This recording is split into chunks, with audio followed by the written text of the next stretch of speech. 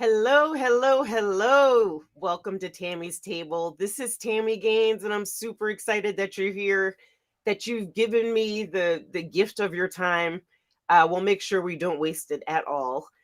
Tammy's Table, I founded the podcast on a very simple concept that one thing we all have in common.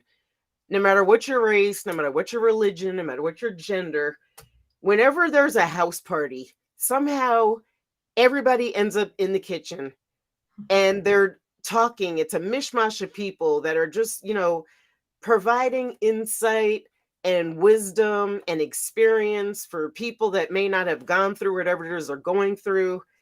And to me, in the end, that all builds tremendous resilience. So that's what this table is about. I want you to pull up a chair, pull up to the table.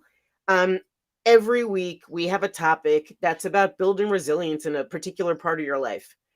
Oh man, I'm so excited today to introduce my guest because we have been doing a podcast together probably for 2 months, maybe 3 months. Yeah.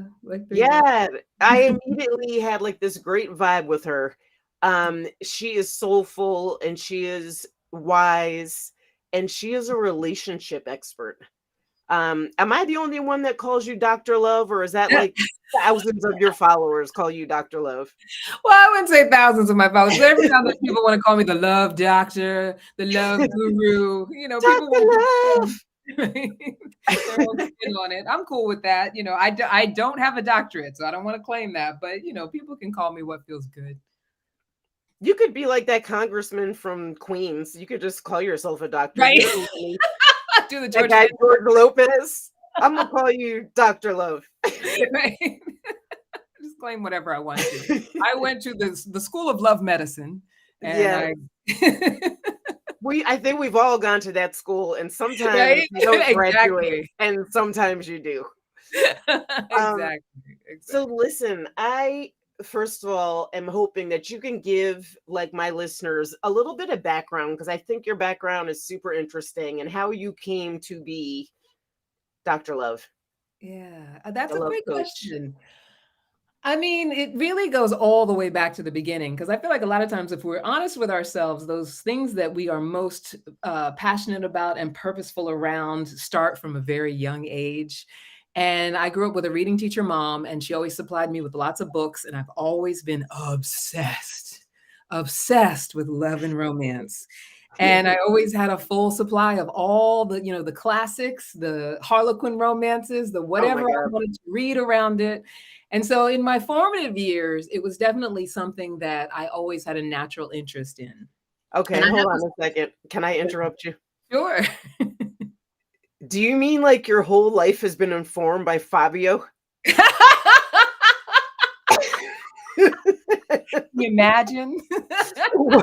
Well, that is disturbing. Right? No, not quite that. Okay.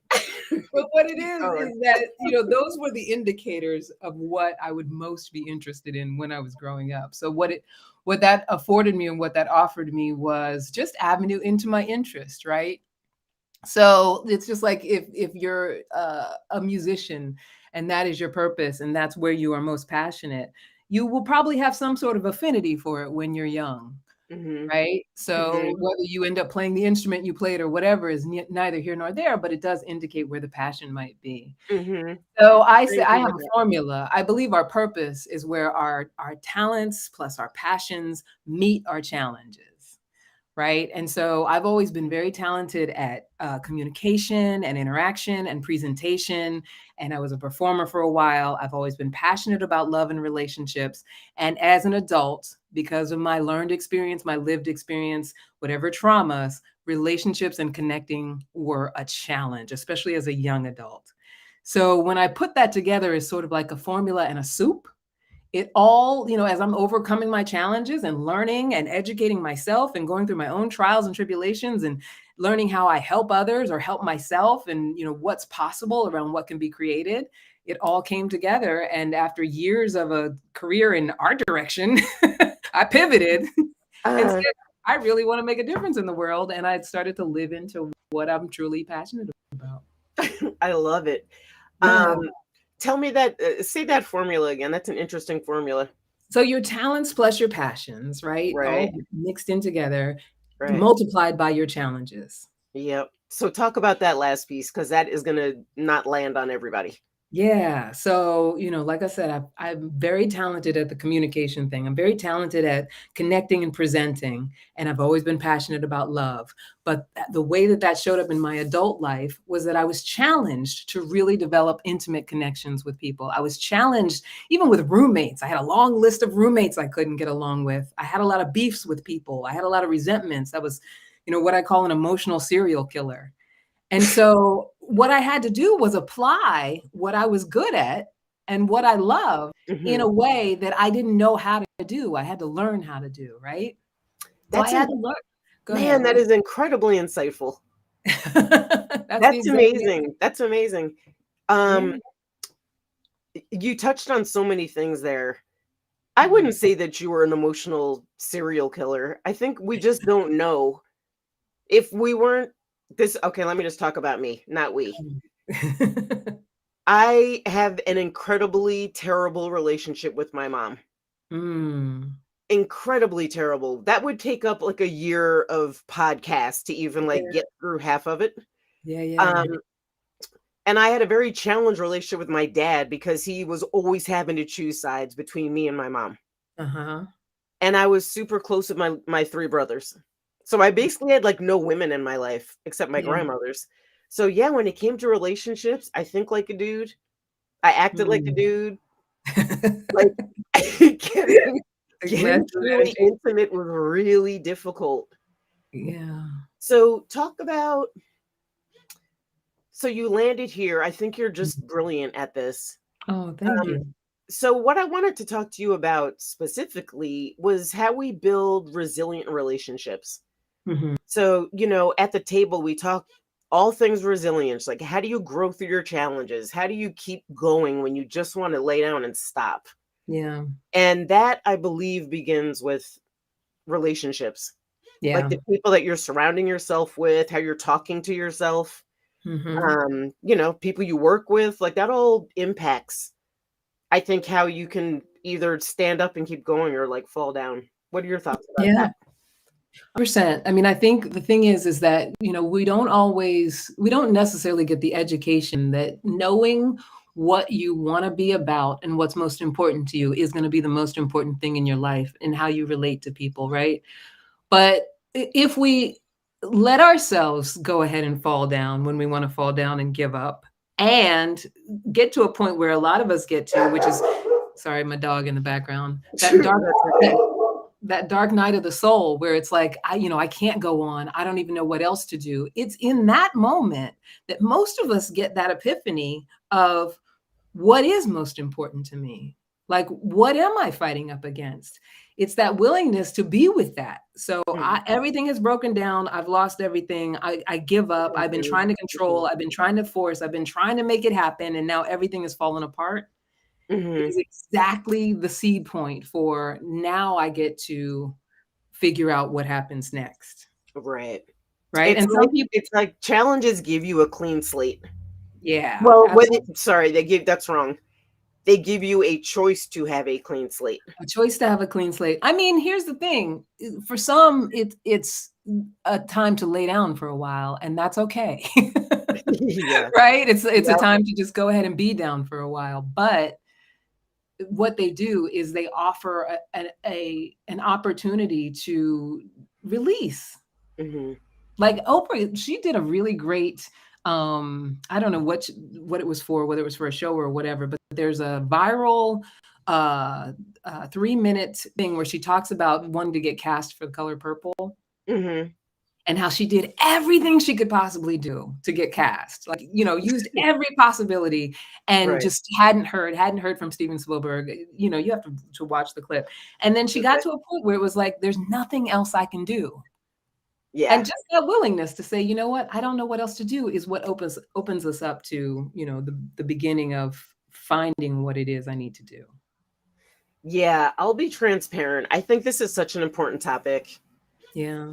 Not just because of my own background. Like, my 2 older kids are not even talking to me right now. I know why my daughter's not. I have no idea why my son's not talking to me. Yeah. And I just decided yesterday, like when I was driving back from seeing my little son, I was like, I think I've pretty much done everything I can. I've made the calls, I've sent text messages, like, I'm just gonna lean back. You know what I mean? There's like seasons for things, but this relationship conversation is super important. Yeah. Yeah, it is. And here's the thing, we always talk about this even on Slivy, because I always like to preface that with, I'm not a parent. So I don't talk about what parents should do as far as parenting is concerned. But I think your instinct to say, let me just be in the quiet of maybe there's nothing else to do, is what's going to allow you to get into exploration and start asking, like, just be in the inquisition. Like, what is next? What do I do? What needs to happen? What do they need? And it goes back to what you mentioned about your relationship with your mom. And that's something it's so funny how whenever you talk about certain things, I'm always like my sister, myself, because part of my thing was a contentious relationship with my mother. My book is I'm Not Mad, But She's Still Crazy. And it's about having to learn and mend that in order to be able to be a nurturer and to be able to mend relationships in my life. I first had to look at that relationship, because we don't do what they say do. Your kids don't do what you tell them to do. They do what you do. Yeah. Candy, right? I gotta tell you the name of my book. Tell me. Which I've been waiting. I was like, I should wait until they've passed before I like publish his book. It's called Everything I Learned About Parenting, I Learned from My Parents. And it is literally just do the opposite. The antithetical. If you just do the opposite, I think we're all going to be okay. Yeah. And in a lot of ways, I think that's the instinct. But what often happens when we haven't healed that relationship is that we're just taking a different train to the same destination. Ooh, right? That's really... Okay, that hurt. Was that for me? Oh. That's for all of us. Damn, that was like, ouch. That's for all of us. Because when we don't do that healing, it affects every intimate relationship that we have. And when we think that we've done completely the opposite of what, because we're avoiding that, we're resisting it. You know how they say what we resist persists? Yep. It's a different train to the same destination. And that's for all of us. So let me ask you a question, because I don't think that philosophy is possible for everybody. Yeah. Like, I don't talk to my mom now. I don't talk to my dad. That all happened like in the last 6 months over something they couldn't remember, which is what's funny about it. Yeah. I was like, what are you mad about? And they couldn't remember. So there's no, like, when you talk about healing, do you mean I need to go sit and talk to her until we get to it? Or do you mean like you're letting go, like just like your own healing? Well, see, those are 2 options, right? And that's what people usually know to do. Either we can sit down and we can hash it out and make it great, even though we have no frame of reference for how to do that, or I just have to move on. That's why I titled the book, I'm Not Mad, But She's Still Crazy, because I thought if I just move on, if I just make myself peaceful, it'll be fine. So that's just, 2 opposite ends of the spectrum, but there's a whole lot of other possibilities in there that we often miss. And it's around the F word, I call it, because so many people get afraid of this word, the word forgiveness. And what we make it mean to heal is that we think that means I have to make everything you did okay, that I have to pretend like however you traumatized me was okay. I have to pretend like I'm Jesus and turn the other cheek and let you slap me again. That's how we frame it. So when we frame it that way, nobody wants to do that. Yeah. Right? So what's the right? Yeah, exactly. Although I've had to become I've had situations in my life where I've been forced to embrace forgiveness. Otherwise, my life would be like horrible. Yeah. So can we hang with this? We're going to take a quick break, but when we come back, let's talk about what you just said, because I think it's very insightful. Yeah. Okay.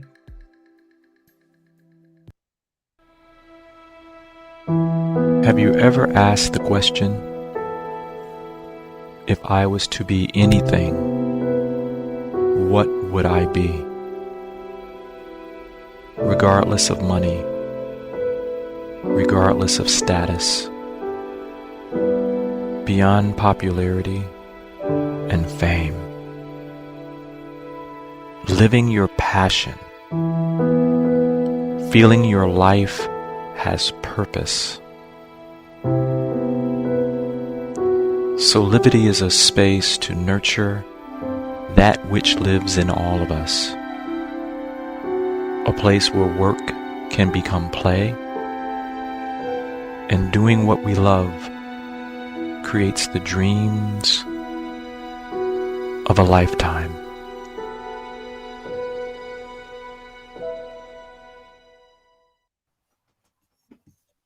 Hey, welcome back to Tammy's Table. I'm Tami Gaines, and I'm having like an emotional break, Candy, because this is such a great conversation. Here with Candice Harper. She's a relationship coach, but I call her Dr. Love because I just think you're just incredible about how you always come from a place of love to help us change our perspective. So one of the perspectives we were just talking about is the concept of forgiveness, and how we've put this stigma on it that to make it like a very hard thing. And then I asked, like, when you say forgiveness, is it a sit down? Yeah, no. I mean, it ultimately it can be, right? But I got to get to a point where I can sit down and be unmesswithable. I actually often use the word unf-withable, but I don't want to. But I got to get to that point with myself around it first, right? So let's say the parent-child thing. So like I said, I had a very similar contentious relationship with my mom. And the first thing that I really had to do was identify that my mom was not just my mom woman, right? Mm-hmm. And an abusive mother was an abused daughter. Mm-hmm. Now that was just enough to take me out of this idea that who she is and how she was only about me. And we can't help it as children, but to believe that, right? We don't know any better. When you're a child, you think that your parent is only about who you are, right? Right. Your existence is my mom, and that's your only Right. existence. So if you don't do it right, that says something about you, and it says something about me. Right? Do Usually you I think tell that's impacted, Candy, by age? Like, I had really young parents. I Like, mean, I my parents had 4 kids before they were 24, so I mostly feel like my mom was just, like, mad. it. Yeah. I definitely think so. I mean, think about for your own span of children, like what a different parent you are with the youngest compared to the oldest. Yeah. Oh, Right? Because very you just true. know so much more. True. Like I looked at how my mom passed about a year ago, January, but who she was as a grandmother. Like you see how grandparents, like, who are these people? Yeah, exactly. She's like, Right? "I love my grandchildren. Right? Please have them visit." I'm like, "Who are you?" Right? Like that is not who I grew up I with. know. I'm like, with my kids, I'm like, I don't know who that is. Yeah. But see, Yeah, that's but the thing. they're Like cool with her though. we as adults, when we still have that contention around our relationship with our parents, we got to be able to step out of that all they ever were was our parent, right? And then also we have to be willing to be very give ourselves a lot of grace, because who we were when we were a child, whatever traumas that we underwent, our brain just knows to tell us to survive, like just Right. survive this thing. So if the 5-year-old had some sort of traumatic situation with their mother, the 5-year-old said, I'm not worthy. I hate her. She hates me. And now I got to make sure to be a really good girl so that she won't punish me anymore. Or I have to make sure to, stay away from her because, I'm going to get hurt if I'm too close to her. Whatever it is the 5-year-old says, right? Mm-hmm. And then as we grow, that evolves. And so in order to start a real forgiveness process, we got to start identifying, what did I tell myself, right? When that trauma happened, who did I say that I have to be? I know for me, I had with my father a situation where, he wasn't a consistent abuser, but when he was physical with me, I think I was about 13, I made a decision, I'm not going to have a traditional family. At 13 years old. And that 13-year-old ran the show for a good 3 decades in my adulthood. Yeah. Right. Wow, and so that's so deep. Right. But similar experience, Candy. Similar experience. So my oldest daughter's like, I am never having kids. Yeah. I was like, oh, first of all, with that, I was like, my immediate response was, that's so sad to hear that. You'd be an amazing mom. Yeah. But in my head, I was like, oh my God, I was such a terrible mom that she does not want to have kids. Yeah. And you want to be careful about taking that on. Some of it might have to do with whatever resentments and trauma she's still holding on to, but there's something in her life that made that decision. You won't be the one to be able to pinpoint it, but if she goes on that journey, she would be the one to be able to identify. That's why I do the hypnotherapy, because I help people pinpoint that place in my life where I made that decision that's no longer working. I talk about that. Yeah. So when I do hypnotherapy, I do what's called a regression. And what we do initially is we go back to find out, like, what was it? What was the decision I made? What was it that happened? I'll have clients where it's like, well, I was the only kid in a new school on the playground and nobody would play with me. And there was only one kid, and he kept hitting me. And so I made a decision then that I wasn't worthy. I wasn't, when I go into certain kinds of spaces, that I shouldn't talk to people, that I should stay quiet. And now as an adult, I don't know how to, I walk in a room and I don't know how to network. Right. So when we go into regression, you get to go back to that place and identify where you made that decision. And the whole work is then reconnecting those brain synapses, knowing that I can make a new decision. And that speaks to the forgiveness as well, because when we make a decision, when we've gone through trauma as the child being traumatized, it's the ability to say, I had the power to make this decision, to save myself from what was happening then. And I also have the power to realize that what was happening then is not happening now. So I can make a new decision. I can be a new way. I don't have to keep hoping that it would be different what was in the past. I can actually experience things differently now. Otherwise, I just keep recreating it. Yeah, I think that's and we're talking about parenting right now just because I think I'm in the thick of it. Yeah. But everything you're saying applies to all the relationships that we have. Yeah. And as you know, my goal for the show, I have one goal, is to help the world be a better place by creating a ripple effect of resilience. Yeah. Yeah. Like, I believe if people were more resilient, things would be easier. Yeah. Like, people would get along. Like, we'd figure out how to live again, like, as a community. Yeah. So one of my pillars. Go ahead. No, go ahead. What are you going to say? Oh, I was just.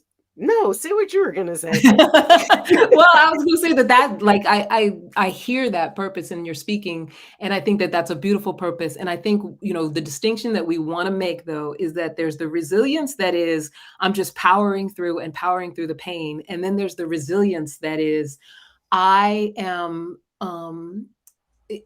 self-nurturing. I am connected to what it is that I'm creating, and I am unstoppable around what the vision is.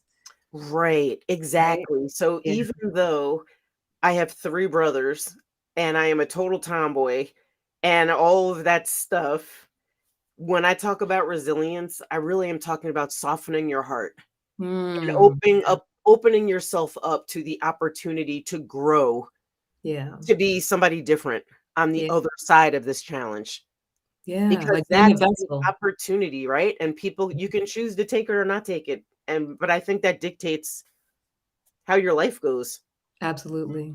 Absolutely. And understanding that like for that vision that you have of building resilience for others and supporting others and building resilience, that in itself is like your North Star. And the more you are a vessel and open and allowing it to flow through you, the more that vision it gets to come to fruition, right? Right. But I think, so yes to everything. Yes to everything. So I wanted to sort of just get your general opinion. Like we had a chance, I've been talking to you for months, so I know Mhm. where your head is at. Mhm. I was just wondering what your thoughts are. Resilience is one of my 4 pillars that I talk about. Mhm. Excuse me, relationships. Mhm. Having resilient relationships is critically important to that whole journey of growing through your challenges. Yeah. But I wanted to get your general opinion on, like, why are relationships in the mix? Yeah. I mean, relationships are everything. It's why we're here. And I don't think people realize that. Like all the other stuff is trappings. Relationships are why we are here. We're here to connect with each other, to take care of each other, to love each other, to be unconditional with each other. That's the whole point. That's why we came to this earth to play, is to relate with one another. It's a relay. It's about getting to understanding each other and learning from each other, all of that stuff, right? Yeah, absolutely. I was thinking about, did you see the movie Contact with Jodie Foster? Long time ago, like probably when it came out. Okay. Okay. Wow, you're older than I thought. Okay, anyway. Okay, so there is a scene in Contact. Jodie Foster, like, does that thing in that weird machine where she's Uh-huh. like, "I'm good to go, I'm good to go, I'm good to go." But anyway, she gets on the beach and meets somebody that looks like her dad. Mm. I And they do remember that. said, you remember this? And they Mhm. said, "We wanted to make you feel comfortable by Yeah. putting us in a form that you can connect with." Mm. I do remember that now that you're describing it. I thought that that was so incredible and intense that probably didn't land, like, Yeah. that particular scene.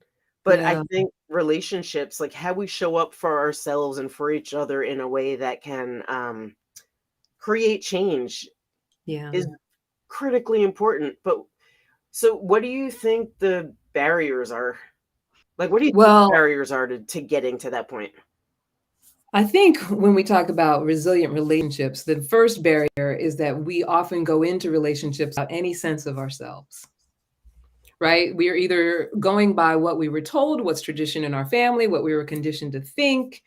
We don't have any sense of who we even are or what's really important to us at our heart. And I don't mean like, having a big house and a car and all of that Mhm. stuff, but what is really important to us at our core, who we know ourselves to be. Even the Bible says, know thyself. And I'm not a big Yeah. Bible thumper, but every, major religion, every ideology, it comes down to first knowing that you have to know yourself, Right.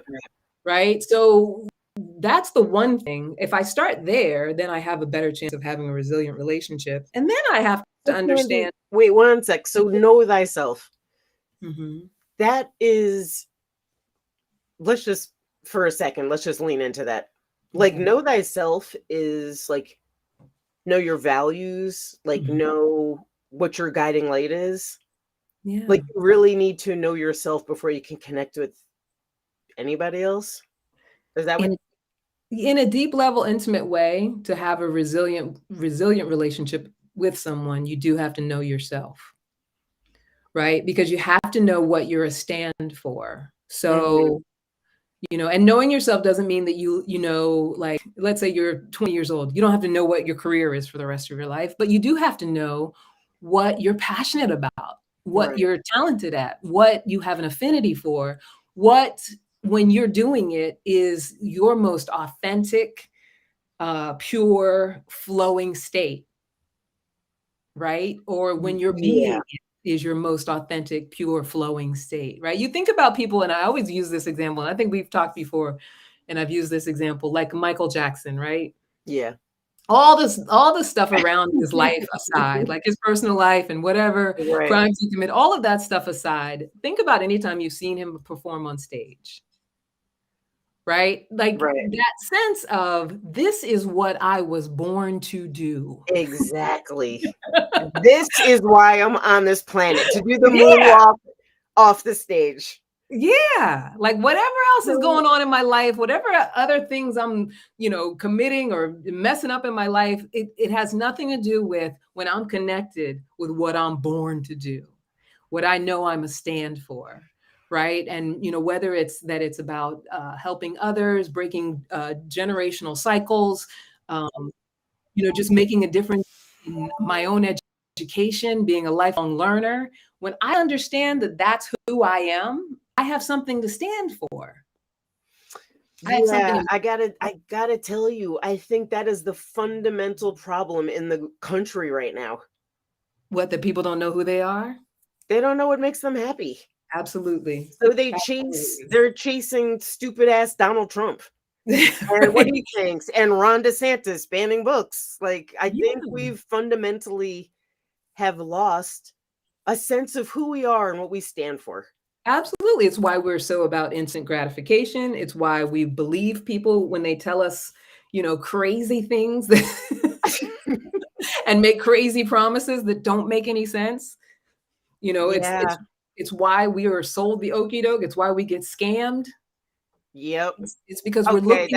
That one hurt too. That one hurt. Right. Too. I did send a Nigerian like $400. No, you didn't. Off an email. So anyway, that happened. It happens. I thought I was being nice, but instead I was being a sucker. But I'm owning that.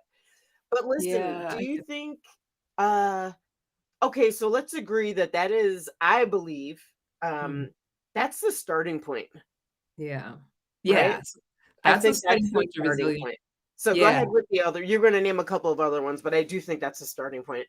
Yeah. So once I've done that, once I've gone on the journey, you don't have to be finished. You never get finished. That's the whole point of life, is that you're always learning yourself. But once I'm aware of that's a thing, right?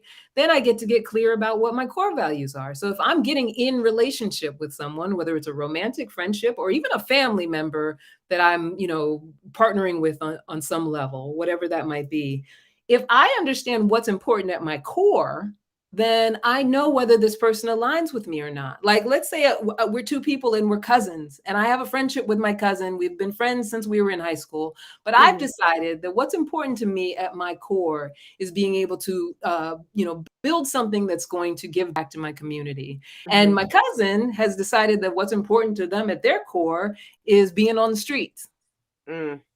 Right. Yep. So I know that if I'm going to get in alignment with who I am, that person no longer aligns with who I am. And I can release them. I don't have to fight with them. I don't have to go back and forth with them. I can release them. Right. But when I find someone, go ahead. No. Well, go ahead. Get back up on your box and keep talking. This is good. This is really good. If you don't stop me, I'll keep going. Like, girl, speak on it. Speak on it. But yeah, so when I am aligned, then when I meet people who are aligned, that's how I know who I should be dating. That's how I should know who should be my bestie. That's how I should know which family members I should spend the most time with, because they are aligned with what I know is most important at my core. And that could be love and connection. That could be, like I said, building something for my community. That could be education and growth. That could be building a family. Like I always talk about my sister and her husband, because I think they're such a perfect example of, they've been married for over 35 years now. And I can remember I was 15 when I was a bridesmaid at their wedding, and they always had a vision of creating this family. Creating this family and, having his career go to a certain level. His career went to that level and higher. Like he surpassed that level a long time ago, and that she would be that support. Like they envisioned what they were going to do, and they did it. So I love that concept of having a vision. I'm a big fan of not just goal setting, but having a vision, seeing what the future is going to be, which is what got me through my challenges. Yeah. It got me through like getting divorced when I had like 2 twins in the NICU and 2 kids at home. Like I always said, at some point, this is going to, create a sense. I will figure out how to create a sense of normalcy. Yeah. It just can't happen right now, but I'm going to figure out, because this is all sideways. But I think what you just said, like, how do we get there? Yeah. Like, what's the first, like, listen, don't even tell me all 10 steps. Like, how do we just get people to take Because I think this is also part of like why we don't evolve. I don't need to tell you all 100 steps. I just need you to take the first step. Yeah. And I think there's a quote from Martin Luther King. I'm gonna put that in there. He said, "Don't worry About the whole staircase. about the whole staircase. Just take the first step." Yeah. So what do you think the first step is? Well, like we said, you know, the first step, when you understand what's important to you, right? You know, knowing who you are is the first step. But when it comes to how that affects other people and how you interact with other people, it's just understanding that all of it is an exploration. It's a listening. Like, be a listener. Be a question asker. Be someone who's actually interested in other people and what they have to offer. And actually allow yourself to take the time to understand other people. Like, are you someone who's aligned with me or are you not? Right? It's okay to ask questions. It's okay to be open and just exploring. We always think that we have to already have it figured out. Release that. Right.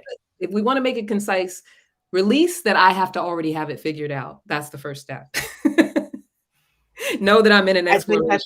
Yeah, exactly. And isn't that like, the cool shows that we love are all about exploration, whether they're cooking shows or they're, travel shows. Yeah.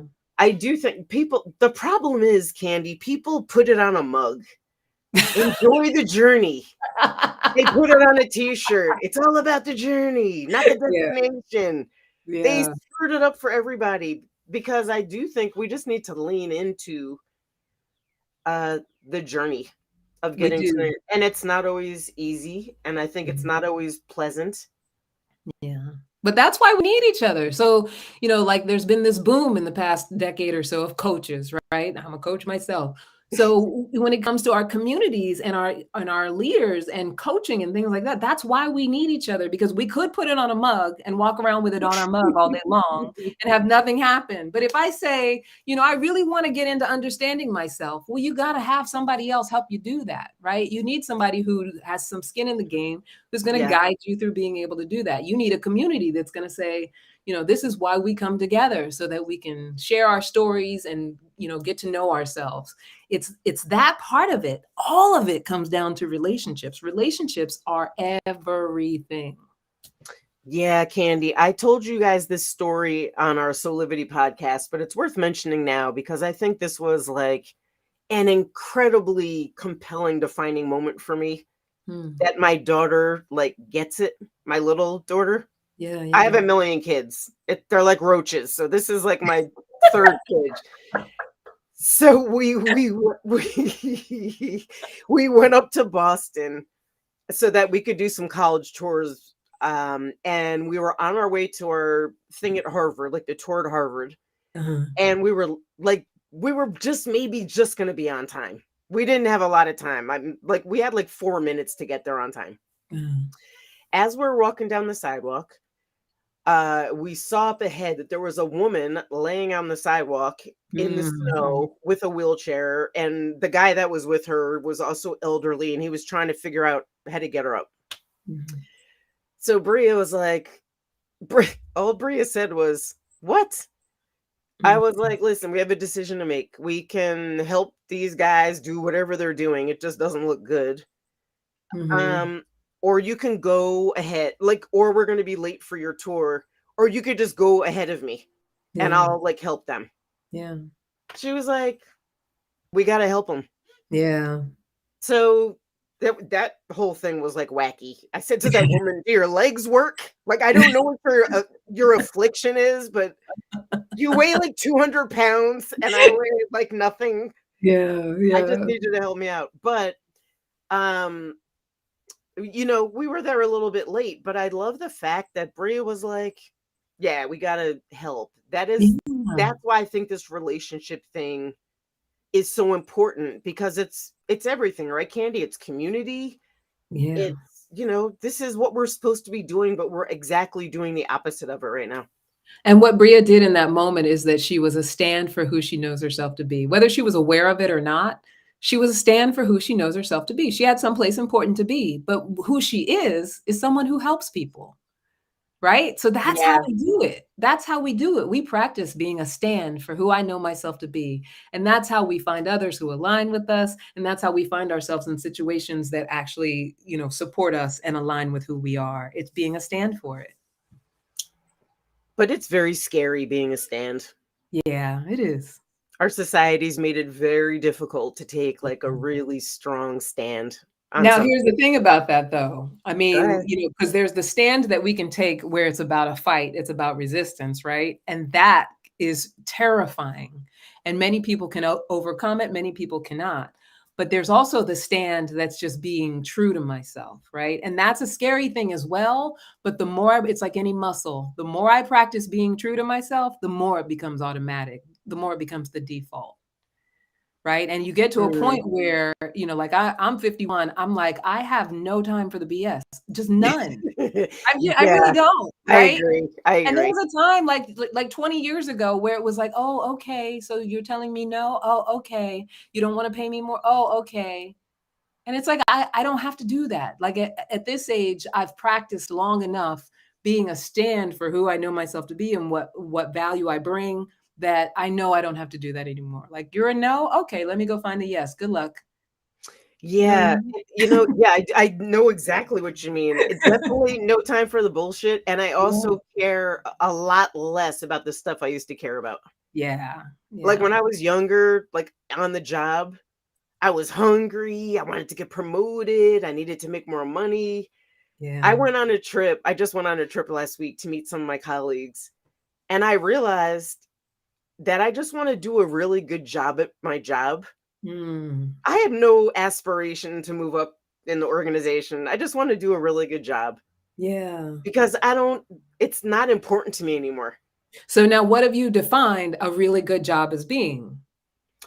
I am allowed to have like a great balance of work and life, like working remotely, having a boss that appreciates that my value. Like I'm smart, I have something to bring to the party. But please, like, do not be on my back, because I'm also, by the way, willing to tolerate a lot less.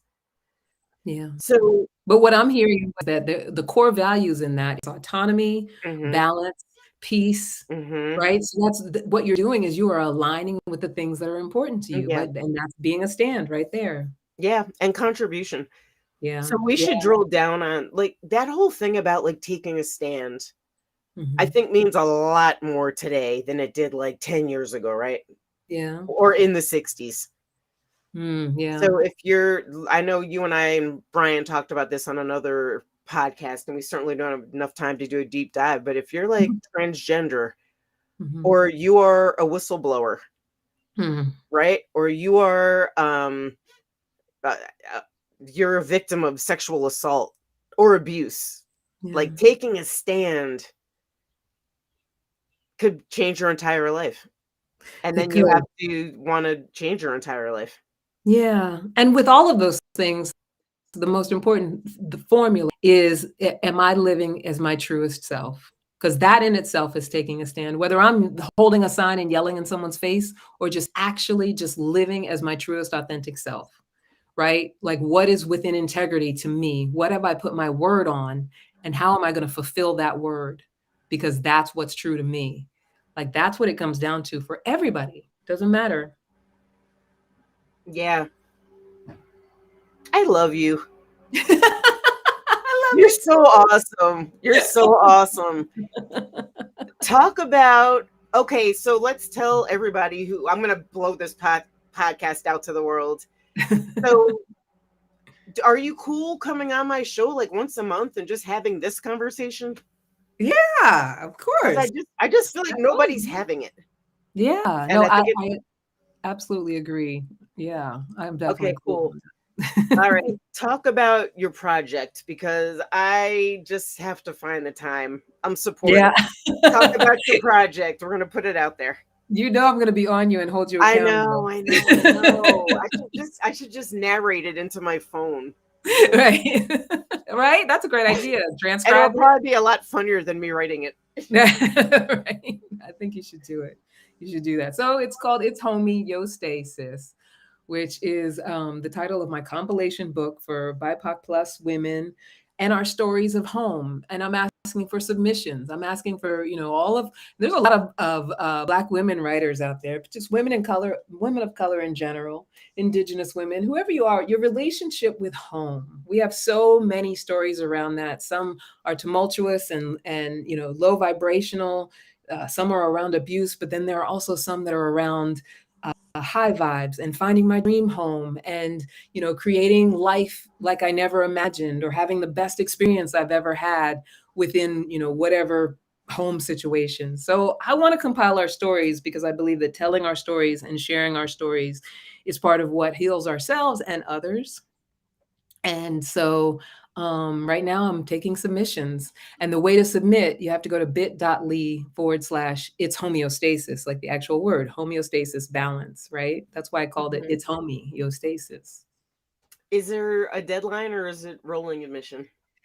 There was a deadline. I've pushed through it a couple times because I keep having people say, I'm writing my story, I promise.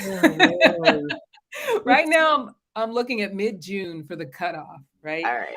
Mid-June is the cutoff for everybody's submission, because by then I'm going to have to do that. And then maybe you have to do a part 2. If people didn't absolutely. Yeah. Absolutely. And the other thing is, any proceeds from the book, from any sales of the book, will go to its contributors and also organizations that help homeless LGBTQ and BIPOC youth, like Covenant House, New York and DC is one of my big give backs for my company. So a big part of it will go to Covenant House. Awesome. Yeah. Awesome. I'm totally down. I have a story that I will write as soon as I get my head around it. Okay. And don't make it too, don't overthink it. Like you said, if you just speak it into your, your voice app on your phone and then transcribe it, submit that. Cause I'm working with an editor as well. So if any kind of editing needs to be done, just don't overthink it. Cause people think they have to be these, Ernest Hemingway, perfect writers. Everybody's trying to be Toni Morrison. And it's like, no, just tell your story. Okay. First of all, I write content for a living. So all of that, I need to be perfect. No, I'm just kidding. No, you're right. I'm overthinking it. I will talk it into a mic, but I want to I talked to my daughter. Sorry, I know we're going a bit long. I told her about your project, my 17-year-old. Yeah. And I was like, we moved around a lot. Yeah. We were in a new place for 4 years. We were in a new place every year. And she said to me, I thought it was an excellent adventure. Oh, wow. I couldn't wait to see where we landed next. She's got to write her story. Tell her she's So yeah, I think I'm going to get their input and then we'll tell you everybody's perspective. Yeah. I love my it. perspective as a mom is totally different than their perspective as a kid. Yeah. Yeah. So yeah, I'm down. We talked about it yesterday, so I will get you. All right, listen, girl, you, Dr. Love, are amazing. You have helped me in my personal relationships. Soon I will accidentally get your input on my professional relationships. All for free. Right? No, seriously. Listen, if you want to be connected to Candice Harper, and she is amazing, go to CandiceHarperLoveCoach.com. We're going to have Candice back on every month. Because this is a topic that we could probably talk about for years. Yeah. So I just want to thank you for your friendship and your transparency and your authenticity and your amazing wisdom. Yeah. And I'm looking forward to having you on again. Well, like I say, my sister, myself. So, and I have a mentor. She says, you spot it, you got it. So everything you see in me, I see in you. And I'm blessed to know you. So I'm looking forward to coming back. Thank you, girlfriend. Have an awesome week. You too. Love you. Love you back.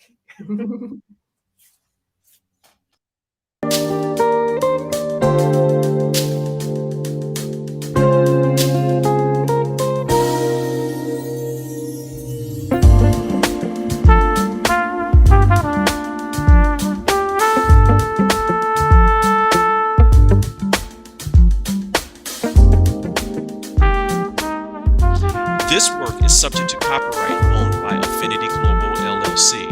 Any reproduction or republication of all or part of this Infinity Global LLC has explicitly granted its prior written consent. All other rights reserved.